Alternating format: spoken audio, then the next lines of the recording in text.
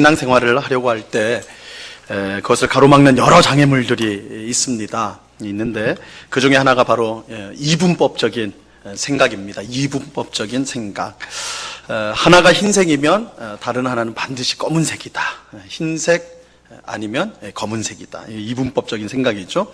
하나가 선이라면 다른 하나는 필시 뭐라고요? 악이다. 그죠? 하나가 선이면 하나는 악이다.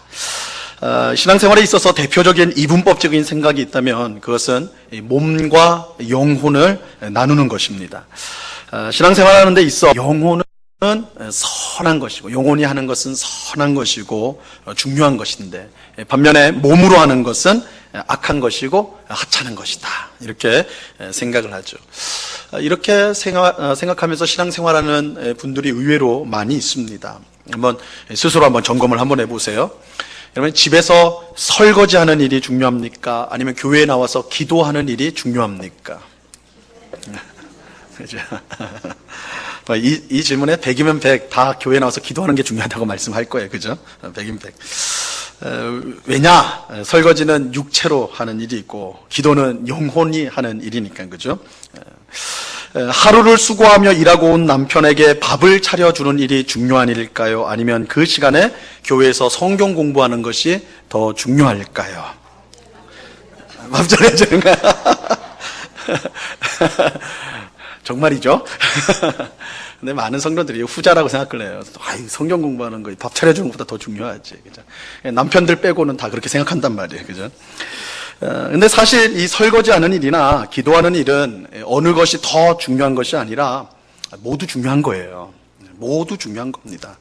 남편에게 밥 차려주는 일과 성경 공부 또한 모두 중요합니다. 어느 것은 육체적인 일이기 때문에 안 중요하고 어떤 일들은 영혼의 일이기 때문에 중요하다. 그렇게 생각하면 안 돼요. 이것은 영육에 대한 잘못된 이분법적인 생각입니다. 성경은 항상 둘 다 중요하다. 둘 다 중요하다고 말씀하지 어느 하나가 더 중요하다 말씀하지 않아요. 왜냐하면 몸 없이 영혼만으로 사람이라고 하지 않고 영혼 없이 몸만 가지고 사람이라고 말하지 않기 때문입니다. 영육이 다 같이 있어야지 사람이에요. 영육이 같이 있어야지 사람입니다. 그러므로 우리가 이제 흔히 사용하는 영혼 구원이란 말도 엄밀하게 말하면 틀린 거죠. 그죠? 영혼만 구원하면 안 돼요. 그죠? 사람을 구원해야 되는 거예요. 사람. 영과 육체를 다 구원해야 되기 때문에 영혼 구원, 우리가 이제 편의상 그렇게 말할 수 있을지 몰라도 정확하게 표현을 하면 사람을 구원한다. 이렇게 말하는 것이 맞습니다. 우리가 죽은 후에 영혼으로 계속 있는 게 아니에요. 여러분, 우리가 이제 이 땅에 생명을 다하면 예수님이 오시기 전까지는 우리가 이제 이 땅에서 생명을 다하면 우리의 영혼은 육체는 이 땅에 남아있지만, 그죠? 뭐, 화장을 하든지, 매장이 되든지, 육체는 사라져요. 근데 영혼은 천국으로 가겠죠? 그러니까 우리가 이제 딱 그것만 생각하면, 영혼이 중요한 거다. 영혼은 영원한 거고, 육체는 영원하지 않으니까. 이렇게 생각하는데, 예수님이 다시 오시는 날 어떻게 합니까? 부활을 하게 돼요. 어떤 부활이에요? 육체적 부활을 해요. 육체적. 그러니까 몸을 다시 갖게 됩니다. 만약에 몸이 중요하지 않은 것이라고 한다면, 부활은 있을 필요가 없는 일이겠죠? 그래서 우리가 예수님이 다시 오시는 날 우리가 육체적 부활을 한다라는 이 사실만 봐도 이 사람에게 있어서 영과 육은 똑같이 중요성을 가지고 있다, 이렇게 말할 수가 있습니다. 이 종교개혁자들의 큰 공헌 중에 하나가 바로 이러한 몸의 활동과 영혼의 활동 모두가 중요하다는 것을 발견한 점입니다. 이 중세시대에는요, 소위 성직이라고 해서 사제들만 하나님의 일을 한다고 생각을 했습니다. 이거 뭐 오늘 우리식으로 하면 목사들만, 선교사들만 하나님 일을 하는 거고 나머지는 다 세상 일을 한다는 거예요. 그래서 밭에서 일하고 장사하는 것은 오직 하나님의 일을 하는 사제를 돕기 위해서 하는 것이다. 이 중세시대 사람들의 보통 생각이었어요. 내가 왜 장사를 해야 되느냐? 내가 왜 회사에서 일해야 되느냐? 내가 왜 열심히 농사를 지어야 되느냐? 교회에서 일하는 사제를 잘 돕기 위해서, 교회를 운영하기 위해서, 이 목적밖에 없었던 거예요. 그러니까 다 이게 우리가 하는 모든 일들이, 그러니까 교회에서 하는 일 빼고는 다 의미가 없다, 별로 가치가 없다, 그냥 교회를 돕기 위한 것일 뿐이다, 이렇게 생각을 했습니다. 이게 중세시대 생각이었어요.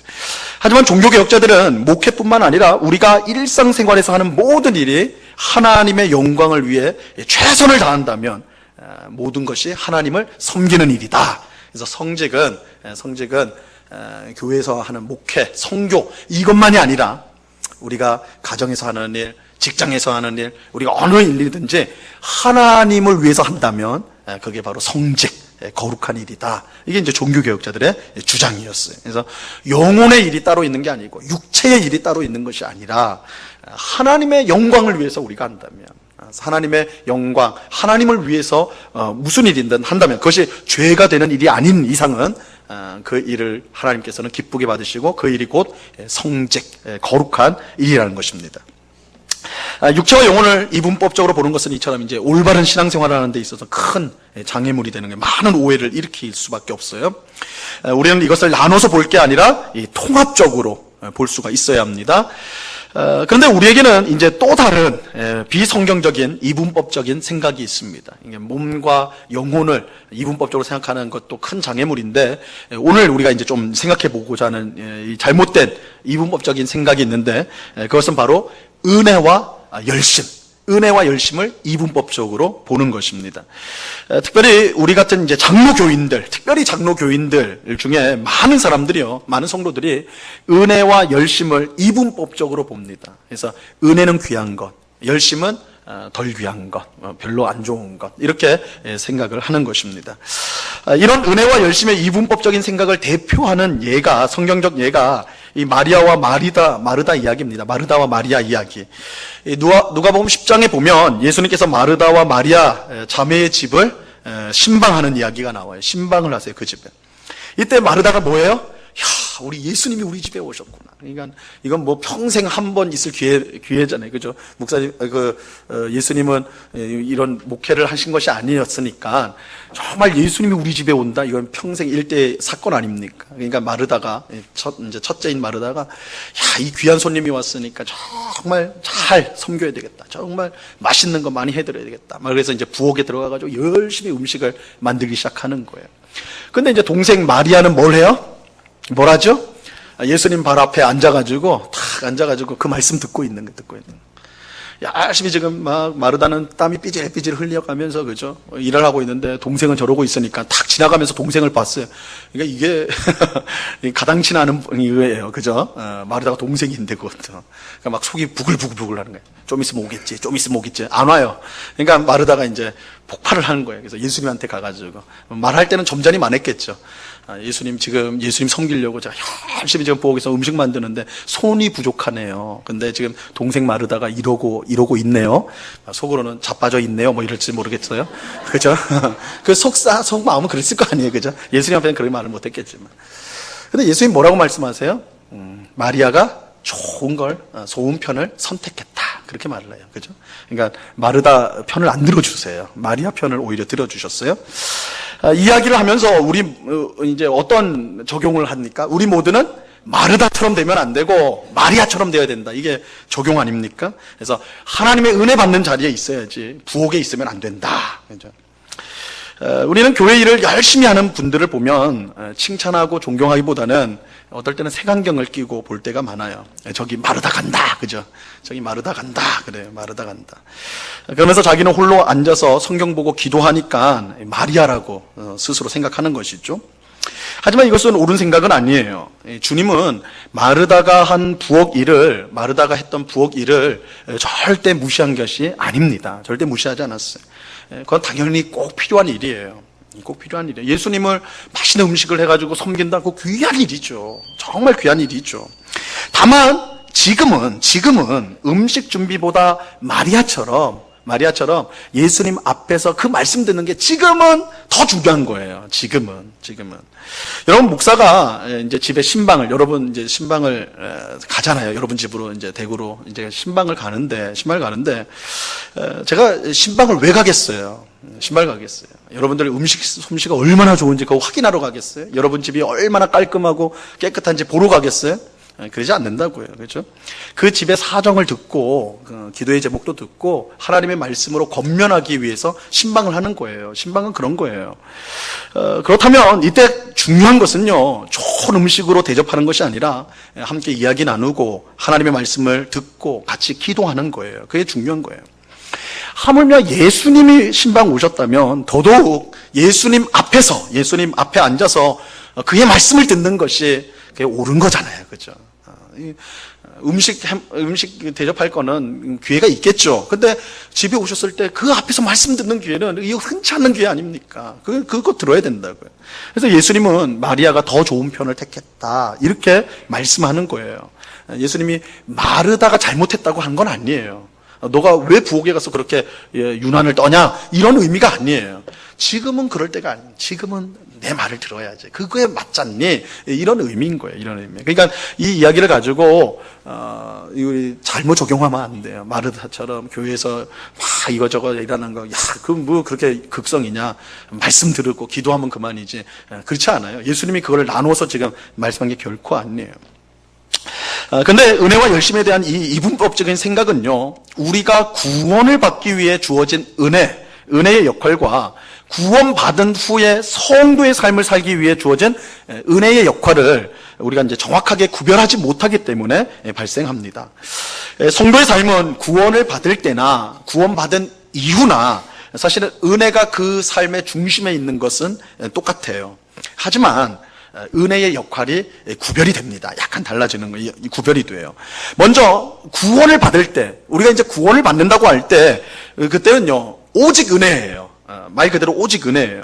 그래서 오직 은혜라고 할 때 그 뜻은 인간의 역할이라는 건 아무것도 없다는 거예요. 여러분, 우리가 구원받을 때는 오직 하나님의 은혜로만 받습니다. 거기에는 우리의 어떤 수고나 노력이나 공로나 아무 소용없어요. 그것들로 구원받을 수 없어요. 오직 하나님의 은혜, 그죠? 은혜로 우리가 이제 구원을 받아요. 우리의 역할이 없어요. 이제 구원이란 것은 영적으로 죽은 우리가 다시 살아나는 것을 의미해요. 그래서 성경은 구원을 중생이라고도 표현해요. 다시 태어난다, 중생, 그죠?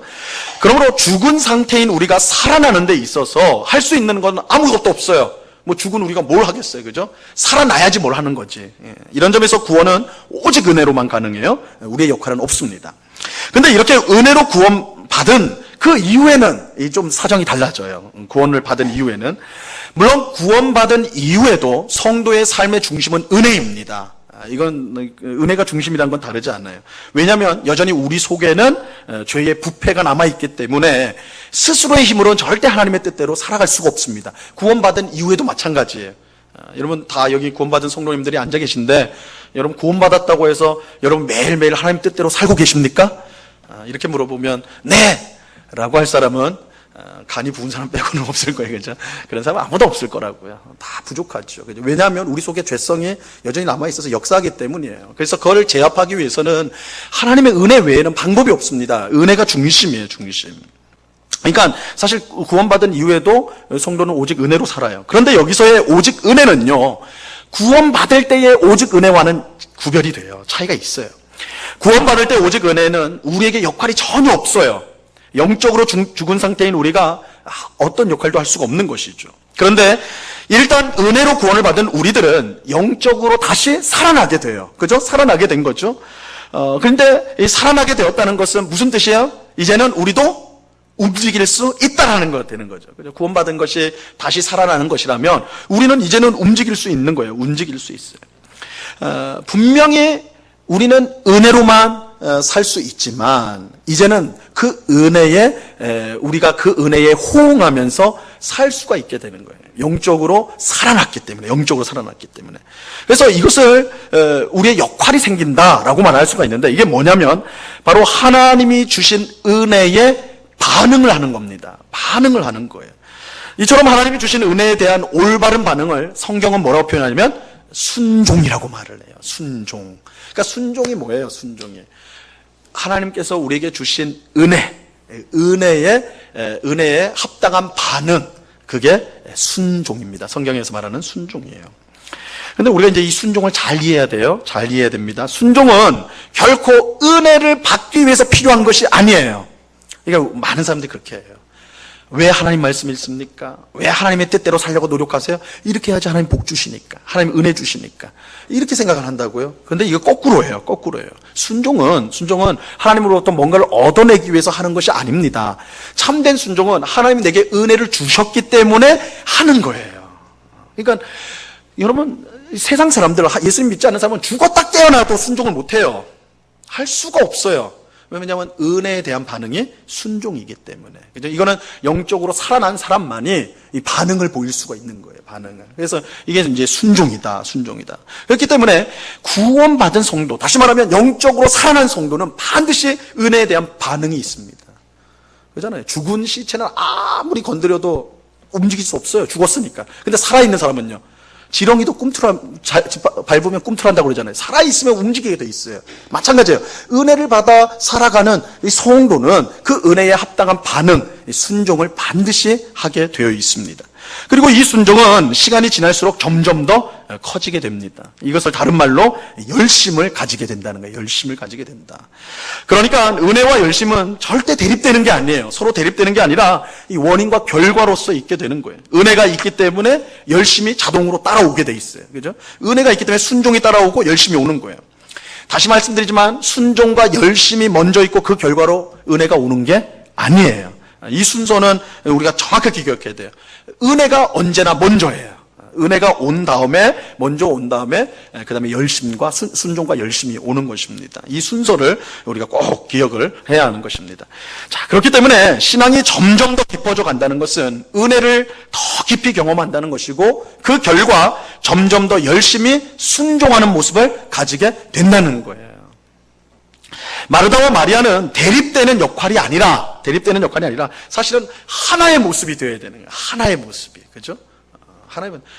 마리아처럼 하나님의 예수님 앞에서 그 말씀을 기쁘게 듣고는 그 다음에 어떻게 해야 돼요? 마르다처럼 부엌에서 열심히 일해야 되는 거예요.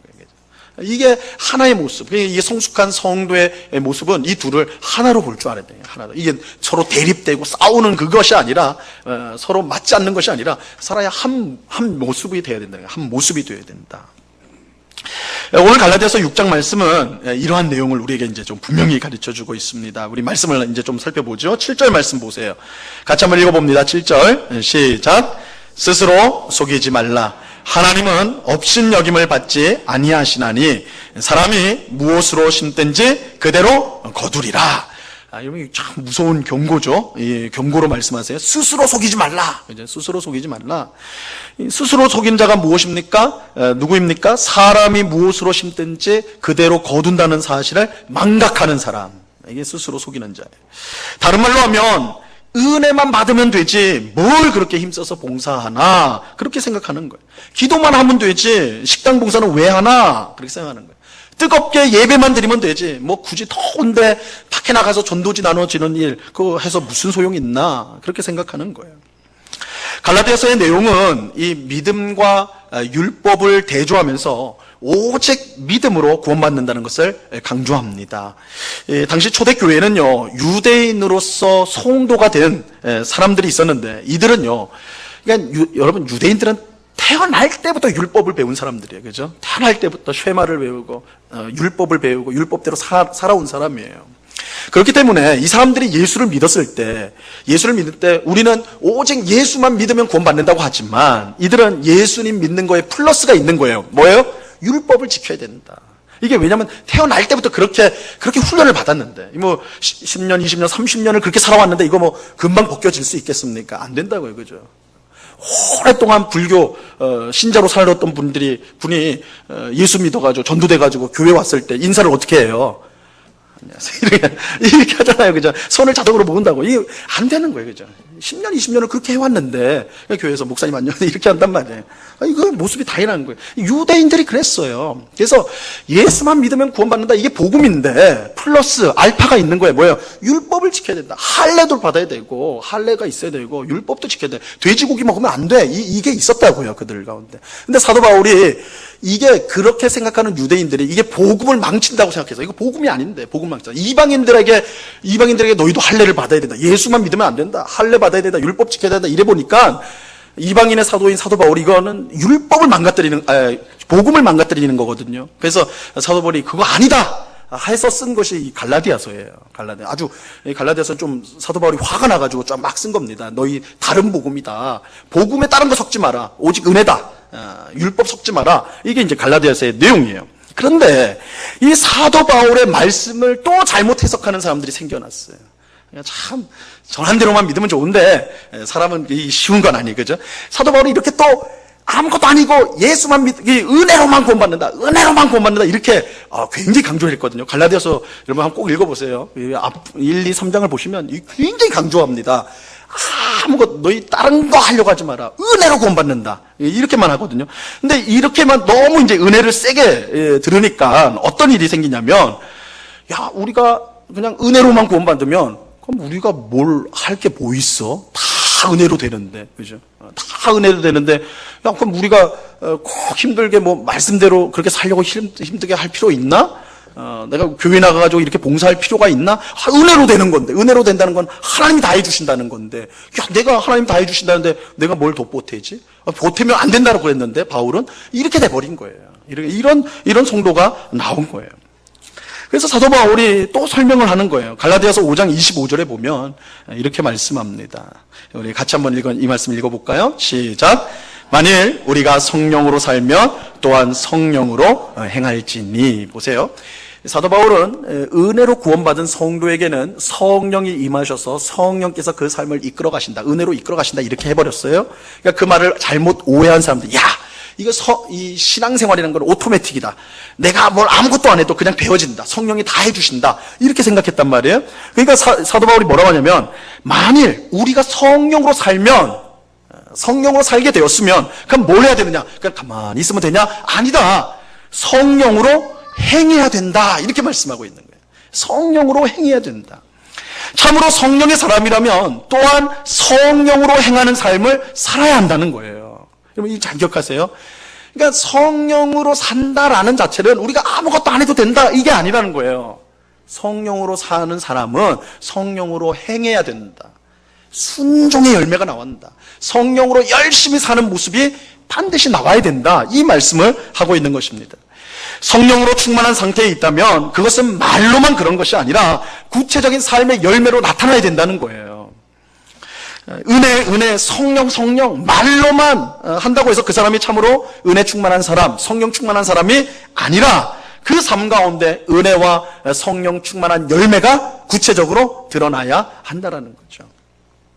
그렇지 않고 말로만 한다면 그 사람은 어떤 사람이에요? 스스로 속이는 사람이에요. 사도 바울이 오늘 경고하는 말씀처럼 스스로 속이는 자다. 너희가 은혜, 성령 그렇게 말은 잘하는데 너희 아무것도 안 하네? 그거 스스로 속이는 거야. 스스로 속이는 거야. 또한 더 무서운 것은 자기만 속이는 게 아니라 하나님도 업신여기는 사람이 돼요. 업신여긴 사람. 왜냐하면 하나님은 뿌리는 대로 거둔다고 말씀하기 때문에 그래요. 뿌리는 대로 거둔다. 그러므로 우리가 꼭 기억해야 될 사실이 있어요. 참으로 은혜를 받은 사람, 참으로 성령의 사람은 그 삶 속의 열매가 반드시 나타나야 된다는 거예요. 반드시 나타나야 된다. 특별히 성령님의 능력과 관련해서 이 사실은 매우 중요합니다. 우리 한국교회에서는 성령님을요, 어떤 좀 신비한 능력 정도로 생각하는 경향이 강해요. 그래서 능력 받아라 막 하면서 성령 받아라 이렇게 같이 외치죠. 근데 이건 정말 이제 망령된 말입니다. 성령 받아라 하는 거는 굉장히 망령된 말이에요. 왜냐하면 성령님은 하나님이시지 어떤 사람의 능력이 아닙니다. 성령님은 하나님이세요. 근데 사람이 성령 받아라 이렇게 말하는 건 말도 안 되는 거예요, 사실은. 그러므로 마치 성령으로 충만하면 어떤 능력이 충만한 어떤 초능력이 나타나는 것처럼 착각해서는 안 되는 거예요.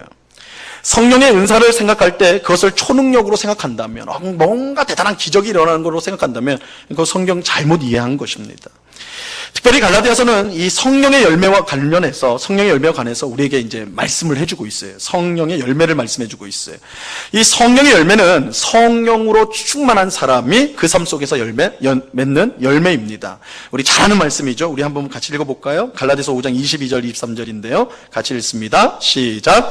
오직 성령의 열매는 사랑과 희락과 화평과 오래 참음과 자비와 양성과 충성과 온유와 절제니 이 같은 것을 금지할 법이 없느니라. 여기에 소개된 성령의 열매를 잘 보시라고요. 그죠? 이게 성령이 충만하면 그 삶 속에 나타나는 눈에 보이는 효과라는 거예요. 열매라는 거예요. 그죠? 이제 어느 것 이 9가지 보시면 이 중에 하나라도 초능력과 관련된 게 있나요? 여러분, 기적과 관련된 게 있어요? 뭔가 대단한 그런 게 있습니까? 없잖아요. 사실 이 성령의 열매는요, 모두 윤리적인 성격을 갖고 있어요. 그죠? 윤리적인 성격을 갖고 있어요. 이것이 중요합니다. 우리가 성령으로 충만하면요, 어떤 사람이 생각한 것처럼 눈에서 레이저가 나가는 게 아니에요. 막 교회에서 눈으로 레이저 쏘는 사람들이 있어요. 그죠? 성령으로 충만하면 그렇게 되는 게 아니에요. 오히려 성령으로 충만한 삶이 되면 그 사람은 참으로 착하게 됩니다. 착한 사람이 돼요. 올바른 사람이 됩니다. 여러분, 성령으로 충만하면 나를 대적하는 사람을 손가락 하나로 제압할 수 있는 그런 초능력이 생기는 것이 아니라 오히려 그 사람을 향하여 오래 참고 선을 베풀고 자비롭게 되는 거예요. 이게 성령 충만한 모습이에요. 이것이 성령의 열매입니다. 여러분, 성령으로 충만하면요, 절대 얼굴이 무서워지지 않습니다. 오히려 선하게 변해요. 선하게 변합니다. 성령의 능력은 성령의 열매로 나타나는데 우리를 착한 사람으로 변화시켜요. 착한 사람으로 변화시켜요. 그래서 사랑의 사람, 자비의 사람, 양선의 사람, 양선은 선을 행하다는 뜻이에요. 선을 베푸는 사람, 오래 참는 사람, 그죠? 그런 사람으로, 긍휼의 사람, 이런 모습으로 반드시 나타나게 되는 것입니다. 그러므로 스스로 속이지 말아야 돼요. 우리 스스로 속으면 안 돼요. 기도 많이 한다고 해서, 성경을 많이 읽었다고 해서, 성령의 어떤 능력을 받았다고 해서 우리가 그걸로 대단한 성도가 된 것처럼 생각하면 안 됩니다. 평상시에는 집안일이나 직장의 일을 하찮게 여기고 등한히 여긴다면, 내가 하나님 앞에서 어떤 능력을 받았으니까, 그죠? 하나님 앞에서 내가 어떤 특별한 것을 하니까 자신의 일상의 삶에 대해서 무책임하게 살아간다면 그건 결코 성령 충만한 게 아니에요. 참으로 은혜 받은 성도의 모습이 아닙니다. 우리는 스스로를 속여서는 안 됩니다. 또한 우리는 사람이 무엇으로 심든지 그대로 거둔다. 그대로 거둔다. 이 사실을 우리는 기억해야 하는 것입니다. 자, 이어지는 8절에서는 뿌린 대로 거두는데, 그러면 어디에 뿌려야 되느냐? 이거를 알려주고 있어요. 8절 말씀 같이 봅니다. 8절 같이 읽겠습니다. 시작.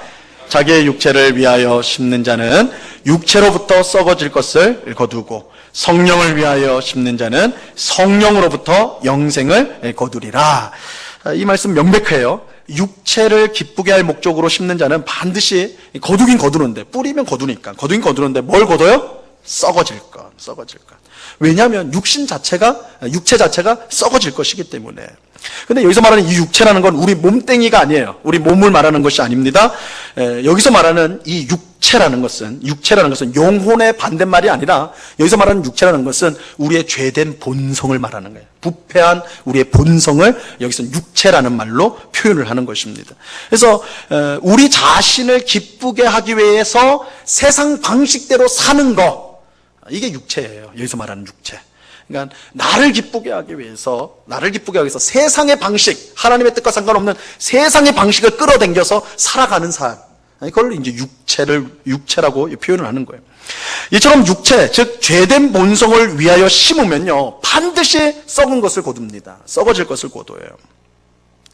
예를 들면 우리 여성분들은, 우리 성도님들은 화장을 하죠. 화장을 합니다. 그래서 예쁘게 화장을 합니다.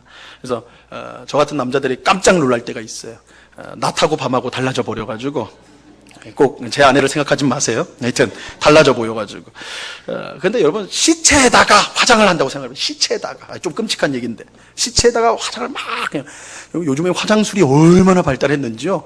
아마 시체로 하면 살아있는 것처럼 보일 거라고요. 그죠? 보일 거예요. 그런데요, 하루 지나고 이틀 지나고 10일 지나면 어떻게 됩니까? 그 예쁘던 모습이 아주 흉측하게 변하겠죠. 왜요? 시체니까. 죽은 것에다가 아무리 여러분 분칠을 해보십시오. 아무 소용없어요. 결국은 썩어질 것을 얻을 수밖에 없는 것입니다. 우리 자신을 기쁘게 할 목적으로 심는 것은요, 세상 방식대로 심는 것은 이처럼 헛된 거예요. 오히려 우리는 성령을 위해서 심어야 된다. 성령을 위해서 심어야 된다고요. 이것은 성령님을 즐겁게 하는 것을 말하는 것인데, 성령님은 오직 하나님의 뜻대로 일을 하시기 때문에 결국은 하나님의 뜻에 순종하는 것을 말하는 거예요. 성령을 심는다. 이건 다른 말로 하나님의 뜻대로 산다. 하나님의 뜻대로 산다. 하나님의 뜻을 이루는 일에 우리가 노력하고 애쓰면 그것은 반드시 뭘로 열매 맺어요? 영생으로 열매 맺는다. 영생이 뭐라고 그랬습니까? 영생은 그냥 단순히 영원히 사는 게 아니라고 그랬어요? 하나님이 다스리는 삶, 하나님이 주관하는 삶, 하나님의 모든 복과 은혜로 충만한 삶. 이게 영생이에요. 그죠? 그 영생을 거두는 거예요. 하나님 나라를 거둔다는 거예요. 이처럼 중요한 것은 어디에 열심을 가지고 뿌려야 하는가. 그죠? 아무리 열심히 뿌려도 자기를 위한 일에 뿌리는 사람은 썩어질 것을 얻을 수밖에 없을 거예요. 하지만 성령을 위하여 뿌리면 반드시 영생을 거둬요. 반드시 하나님 나라를 거둡니다. 근데 이것이 쉽지 않아요. 이것이 쉽지 않아요. 뭐 쉬우면 이건 말할 것도 아니겠죠. 쉽지가 않아요. 왜냐하면 성령을 위하여 뿌리는 삶은 많은 인내를 요구하기 때문입니다. 우리가 이 사실 다 알고도 육체를 위해 썩어질 것을 위해서 왜 우리가 살아가게 되냐면, 그거는 즉시 열매가 오기 때문에 그래요. 그렇죠? 우리가 세상의 방식대로 나를 즐겁게 하는 선택, 그 모든 일들은 즉각 와요. 그죠? 즉각 온단 말이에요. 그런데 성령을 위하여 심는 것, 하나님의 뜻대로 사는 것은요, 그 열매가 더뎌요. 더딥니다. 그러니까 우리가 당연히 그렇게 살기가 어려운 거예요. 어려워요. 그래서 오늘 말씀은요, 우리가 성령을 위하여 심어야지 영생을 거두는데, 그러기 위해서 가장 필요한 게 뭐냐? 인내라고 말씀하고 있어요. 인내가 필요하다. 인내. 물론 우리가 구원을 받을 때부터 이 땅에서 영생을 누려요. 예수님은 요한복음에 보니까 너희가 이미 영생을 가졌다. 하나님이 우리를 다스리기 때문에 영생을 가졌어요. 하지만 그 영생을 온전히 이 땅에서 누릴 수 있는 건 아니에요. 그죠? 우리 죄된 본성과 온갖 유혹과 이런 죄가 만연한 세상이기 때문에 우리가 온전히 이 영생을 누리는 것은 천국에서만 가능합니다. 그렇기 때문에 성령을 위하여 뿌리는 삶은 쉽지 않아요. 참으로 쉽지 않습니다. 하나님의 뜻대로 사는 거 말처럼 쉽지 않습니다. 그 열매가 더디거든요. 하나님 뜻대로 살면 당장 떡이 생기면 다 그렇게 살 텐데 떡이 안 생기거든요. 기다려야 되거든요. 그래서 그 온전한 열매가 미래에 있기 때문에 힘든 거예요. 그래서 오늘 말씀은 우리에게 무엇보다 필요한 것이 바로 인내다라고 말씀하고 있습니다. 9절 말씀 보세요. 9절 같이 한번 읽습니다. 시작. 우리가 선을 행하되 낙심하지 말지니 포기하지 아니하면 때가 이름에 거두리라. 그죠? 성령을 위해 뿌리는 삶은 너무나 어려운 삶이에요. 당장 열매가 없기 때문에. 그래서 인내가 필요해요. 여러분, 성경에서 성도가 가져야 될 가장 필요한 것, 성도에게 가장 필요한 것이 있다면 그것은 다름 아닌 인내입니다. 인내예요, 인내. 가장 훌륭한 성도가 있다면 그 사람은 잘 인내하는 사람입니다. 그 사람, 잘 인내하는 성도보다 훌륭한 성도는 없어요, 사실은. 한 번, 두 번 봉사하고 포기하면요, 아무것도 아니에요. 한두 번 전도하고 포기하면 절대 결과를 맺을 수 없어요. 선을 행하되 낙심하지 않고 포기하지 말아야 합니다. 인내를 갖고 끝까지 열심을 가지고 해야 됩니다. 그럴 때 우리 주님이 친히 약속하시죠. 때가 이름에 거두리라. 때가 이름에 거두리라. 이 주님의 약속이에요. 이 약속은 확실합니다. 인내를 갖고 성령을 위하여 하나님의 뜻을 위하여 열심히 씨를 뿌리는 성도는요, 주님께서 반드시 열매를 주실 것입니다. 이것을 믿으셔야 돼요. 여러분이 자신 있게 아멘을 못하는 이유는 이거 보여주는 거예요. 내가 당장 하나님 뜻대로 산다고 해서 당장 뭐가 생기는 게 아니에요. 자다가도 떡이 생겨야지 좀 할 건데 그러지 않는다고요. 그런데 그래서 인내가 필요한 거예요. 여러분, 성도는 뭘로 살아요? 믿음으로 산다고 그러잖아요. 믿음이란 말 자체가 뭡니까? 결국은 약속이라는 것이고 저 멀리 있는 거예요. 그러니까 성도의 삶의 본질이 인내를 필요로 해요. 참고 인내해야 돼요. 참고 인내. 우리는 인내를 갖고 기도를 해야 합니다. 인내를 갖고 말씀을 보아야 돼요. 인내를 갖고 봉사해야 됩니다. 인내를 갖고 전도를 해야 돼요. 인내를 갖고 구역 예배에 참석해야 돼요. 인내를 갖고 가정을 바르게 세우기 위해 노력해야 돼요. 인내를 갖고 여러분의 일터에서 하나님의 뜻대로 살려고 힘써야 돼요. 인내가 필요해요. 인내가 한두 번으로 안 된단 말이에요. 여러분, 주님의 뜻에 순종하기 위해서 열심을 내다가 지친 분이 계십니까? 그러면 포기하지 말고요, 조금 더 하셔야 돼요. 여러분, 믿음을 발휘하는 거예요. 믿음을. 당장 눈에 안 들어올 때가 많거든요. 당장 변화가 없는 것 같거든요. 내가 가정을 위해서 열심히 기도해요. 그렇죠? 정말 하나님이 기뻐하시는 가정을 위해서 기도하는데 기도해도 변화가 없어요. 변화가. 남편이 좀 변해야 되는데, 아내가 변해야 되는데, 자녀가 좀 변해야 되는데 안 보인단 말이에요. 그래서 많이 이제 기도하다가 포기해 버리죠. 그죠? 기도도 안 하고 그럴 때가 많죠. 근데 오늘 말씀 뭐라고 합니까? 인내를 가져야 된다. 끝까지. 그것이 하나님의 뜻이라면 반드시 열매가 오거든요. 우리의 몫은 인내하면서 기도하는 거예요. 인내하는 거예요. 참는 거예요. 조금 더 참고. 그죠? 그래서 오늘 안 되었다고 해서 실망하지 말고 내일 또 하는 거예요. 오늘 또 열심히 하는 거예요. 하루하루씩 해가는 거예요. 결국은 하나님께서 우리가 포기하지 않고 낙심치 않고 끝까지 주님의 뜻에 순종하면 하나님 반드시 열매를 주실 것입니다. 그것을 우리가 믿고 나아가야 되는 거예요. 여러분, 은혜와 열심은요 결코 대립되는 게 아니에요. 은혜는 반드시 우리의 삶 속에서 열심을 낳습니다. 그 열심을 다른 말로 하면 뿌리는 거예요. 오늘 말로 하면 뿌리는 거. 성령을 위하여 하나님의 뜻을 이루기 위하여 뿌리는 삶. 이것이 성도의 삶입니다. 우리 삶의 현장에서 은혜에 합당하게 열심히 뿌리는 삶을 살아야 돼요. 여러분, 열심히 하나님의 뜻대로 사십시오. 당장의 결과가 없더라도, 당장의 열매가 없더라도 하나님의 뜻대로 살려고 힘쓰십시오. 하나님 반드시 거기에 대한 열매를 주실 것입니다. 그런데 그럼 어디부터 뿌려야 되느냐? 어디부터 뿌려야 되느냐? 오늘 말씀은 친절하게 어디부터 시작해야 되는지도 알려주고 있어요. 10절 말씀 보세요. 10절. 같이 읽습니다. 시작. 그러므로 우리는 기회 있는 대로 모든 이에게 착한 일을 하되 더욱 믿음의 가정들에게 할지니라. 우리의 봉사와 섬김은요 어디서부터 시작돼야 돼요? 교회로부터 시작이 돼요. 교회와 우리 교회 식구들, 우리 성도들, 거기서부터 시작이 되어야 돼요. 물론 이 말은 그냥 교회 안에서만 그렇게 하면 된다는 말이 아니에요. 이거 시작점이에요. 시작점. 여러분, 우리가 어디서 사랑을 연습합니까? 어디서 섬김을 연습합니까? 어디서 기도를 연습합니까? 교회에서. 그죠? 교회에서부터 시작을 하는 거예요. 교회에서는 서로 격려해주고 또 서로 기도도 해주고 서로 도와주니까. 그죠? 교회에서 우리는 사랑을 연습해야 돼요.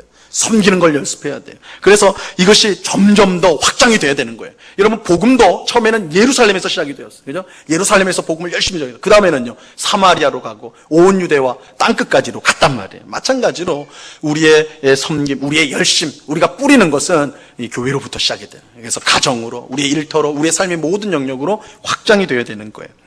에스겔서 47장에 보면 성전에서 물이 흐르는 환상이 나옵니다. 환상이 나오는데 처음에는 물이 나는데 졸졸졸 나와요. 성전에서 물이 나오는데 졸졸졸 물이 나와요. 그래서 이게 뭔가 할 정도로 물이 미미하게 나온단 말이에요. 근데 성전을 조금 돌다 보니까 물이 점점 더 많아져가지고 무릎까지 차는 거예요. 무릎까지 찼어요. 그래서 첨벙 걸어가고 있는데 조금 더 지나니까 허리까지 오고, 좀 더 지나니까 가슴까지 오고, 좀 더 지나니까 이제는 건널 수가 없는 강이 돼버린 거예요. 강이 돼. 그래서 성전에 그 물이 가득하니까 어떻게 됐겠어요? 당연히 성전에서 물이 밖으로 퍼져나가는, 물이 쏟아져 나가는 거죠. 물이 쏟아져 나가는데 이 성전에서 나가는 물이 흐르는 곳마다 죽었던 나무들이 살아나기 시작하는 거예요. 죽었던 생물이 살아나기 시작해요. 그래서 결국 그 물이 어디로 가면 사해까지 흘러가요. 사해는 말 그대로 죽음의 바다 아닙니까? 글로 들어가서 생명을 일으키는 역사를 일으키는 거죠. 이게 이제 에스겔서 47장의 환상인데, 여러분, 이 환상은 교회가 이 세상을 향해서 어떠해야 되는가, 그걸 보여주는 거예요. 교회 안에서, 먼저는 교회 안에서 은혜 받은 성도로서 서로에 대해서 열심을 가지고 봉사하고 섬겨야 돼요. 그러니까 처음에는 사실은 미미해요. 졸졸졸 흐르는 거예요. 하지만 그 사랑이요 점점 더 충만하게 되는 거예요. 점점 더 충만해요. 그리고 나중에는 그것이 강물이 되어 교회 울타리를 벗어나 세상 사람들로 향하게 되는 거예요. 그죠? 이때 영적으로 죽은 세상 사람들이 주님의 사랑을 경험하게 되고 교회의 영광을 보게 되는 것입니다. 그래서 살아나는 역사가 일어나게 되는 거예요. 이처럼 교회는 복음과 사랑을 흘려보내는 곳이에요. 근데 어디서 시작돼야 돼요? 교회에서 시작이 돼야 되겠죠. 그죠? 교회 안에서 시작이 되는 거예요. 그러면서 그것이 밖으로 퍼져나가게 되는 것입니다. 우리는 교회 안에서 은혜로 말미암는 열심을 가지고 사랑하고 봉사해야 돼요. 열심히 사랑하고 봉사해야 돼요. 그런 일이 많아질 때에 우리 교회뿐 아니라 나아가서는 이 울타리를 넘어서 지역사회가 변화가 되는 것입니다. 이것은 하나님께서 약속하신 일이에요. 우리는 열심히 뿌리면 돼요. 그죠? 열심히 뿌리면 돼요. 어디서부터요? 교회에서부터. 뿌리기 시작하면 돼요. 교회에서 뿌리면 시작해서 가정으로 이어지고 일터로 이어지고 여러분의 삶의 모든 영역으로 뿌리시면 돼요. 뿌리시면 돼요. 성전에서 나온 강물이 온 세상을 덮어 생명을 주었듯이 우리 은곡교회가 그런 역할을 감당하는 그런 복된 교회가 될 수 있기를 바랍니다. 저는 우리 권사회가 우리 귀한 권사님들이 지금까지도 그런 귀한 사명을 잘 감당해 오셨는데 앞으로 그런 사명을 더욱더 충성스럽게 감당하기를 간절히 바랍니다. 선을 행하되 낙심하지 않고 우리에게 주신 이 권사의 직분을 정말 하나님 앞에서 최선을 다해 행함으로써, 그죠? 하나님의 말씀으로 은혜 받고 그 말씀으로 받은 은혜를 가지고 성도를 섬기고 교회를 섬기고 확장돼서 가정을 섬기고 여러분이 하는 모든 영역에서 주님을 섬기는 정말 강물이 성전에서 시작돼서 온 땅을 생명으로 변화시켰듯이 우리 권사님들이 오늘 예배하는 우리 모든 성도님들이 그런 복된 삶을 살아갈 수 있는 그런 귀한 은혜가 임하기를 간절히 바랍니다. 하나님이 주신 은혜를 힘입어서 더욱더 주님과 성도, 이웃을 열심히 섬기는 오늘 헌신 예배드리는 우리 권사님들 또한 우리 모든 성도가 될 수 있기를 우리 주님의 이름으로 간절히 축원합니다. 기도하겠습니다. 하나님 아버지 감사합니다. 주님, 우리가 주님의 은혜를 받으면 받을수록 그 은혜에 합당하게 순종하는 삶, 열심을 갖고 봉사하는 삶을 살게 되어 있습니다. 하나님, 우리는 스스로 속이는 자가 되지 않게 하옵소서. 뿌린 대로 거둔다고 하셨사오니 아버지 하나님, 정말 주님의 은혜에 합당하게 행하여서 받은 은혜에 감사하여 이웃을 사랑하고 성도를 사랑하고 우리가 해야 될 일들을 하나님을 위해 최선을 다하는 주의 백성들이 다 될 수 있도록 도와 주시옵소서. 교회에서부터 뿌리기 시작하여 가정에 뿌리고 또한 일터에 뿌리고 우리가 있는 모든 영역에서 정말 성령을 위하여 하나님의 뜻을 이루는 삶을 위하여 뿌릴 때에 우리가 낙심치 않고 우리가 좌절하지 않고 끝까지 인내하면서 계속 뿌릴 때에 결국은 하나님의 때에 거두게 될 것입니다. 그 풍성한 추수의 때를 우리가 기대하면서 오늘 우리가 묵묵히 농부처럼 추수 때를 바라보는 농부처럼 묵묵히 뿌리는 일을 잘 감당하는 주의 백성들 다 될 수 있도록 주님 도와 주시옵소서. 오늘 헌신 드리는 예배를 드리는 우리 권사님들 그 10년 가운데 주님 함께하여 주셔서 정말 주님을 위하여 뿌리는 성령을 위하여 하나님의 뜻을 위하여 뿌리는 우리 귀한 권사님들, 그래서 아름다운 열매를 맺어 주께 영광이 되는 우리 모든 권사님들 될 수 있도록 주님 주장하여 주시옵소서. 저들의 수고를 주님 기억하여 주옵시고 더욱더 힘써서 주님의 몸된 교회를 섬기게 하시고 우리 권사님들의 가정과 하는 모든 일들 가운데 하나님의 형통함으로 함께하여 주셔서 더욱더 주님을 귀하게 섬기는 주의 요종들이 다 될 수 있도록 주님 도와 주시옵소서. 주께 감사와 찬양을 올려드리오며 예수 그리스도 이름으로 기도드리옵나이다. 아멘.